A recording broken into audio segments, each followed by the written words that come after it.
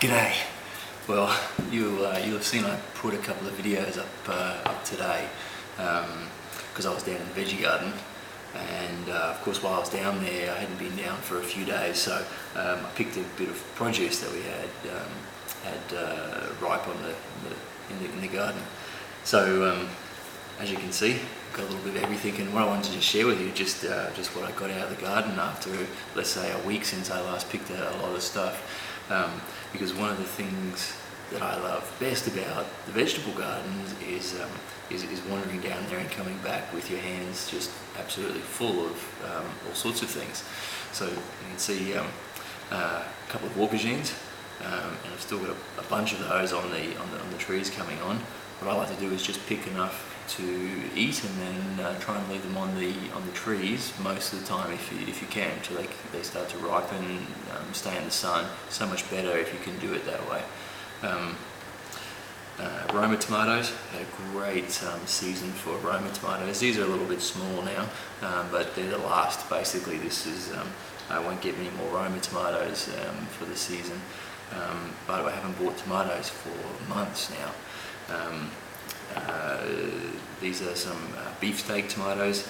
These ones probably a little bit green, but I've been getting a few, I'm not sure whether it's birds or possums or something eating some of my tomatoes, so I have been picking the beefsteaks a little bit earlier, but you can see they've got a little bit of colour.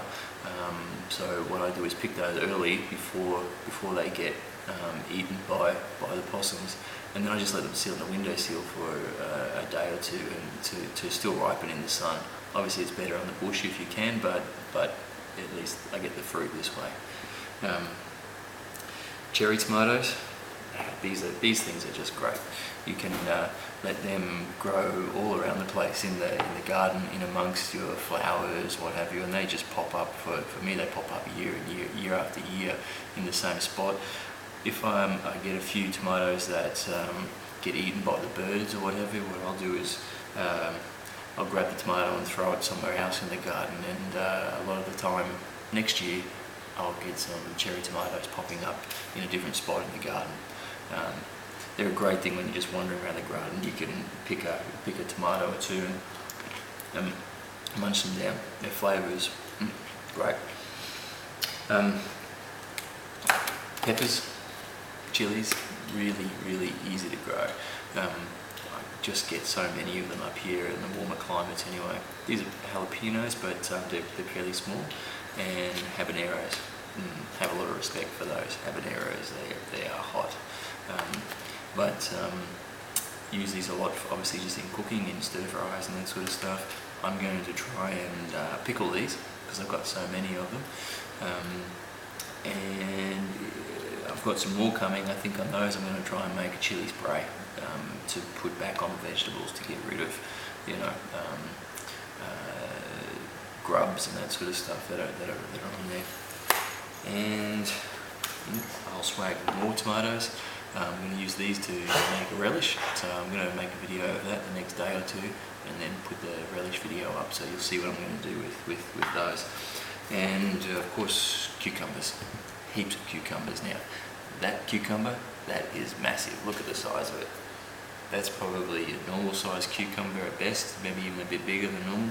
That is a monster. Huh?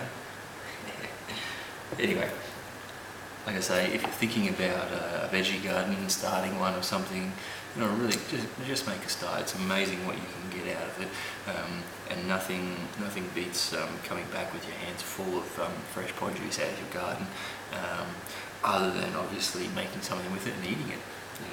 Oh, and my very first pepper. It's a bit of a small pepper, nothing to write home about, but it's my first one after my bushes, so it looks pretty cool anyway. Let it go red, so I think I'm going to chop that up and fry that with my eggs tomorrow. Okay, cool. Alright, thanks for watching. I'll see you again soon. Cheers.